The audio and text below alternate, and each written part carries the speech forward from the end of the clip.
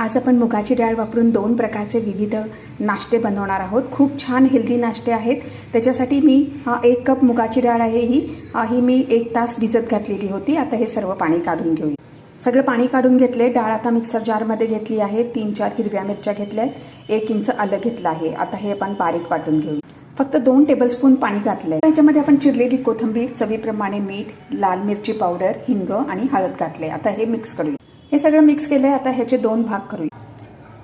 हे 2 भाग, एका भागामध्ये मी गाजर बारीक चिरून घेतलंय, सिमला मिर्च आणि कांदा थोडा घातला आहे बारीक चिरून आणि थोडंसं मीठ घातलं। 1 टेबलस्पून तांदळाचं पीठ घातलंय, मिक्स करूया। आता ह्याच्यामध्ये अर्धा टीस्पून मी इनो घातलंय, थोडंसं पाणी घातलंय, मिक्स करू।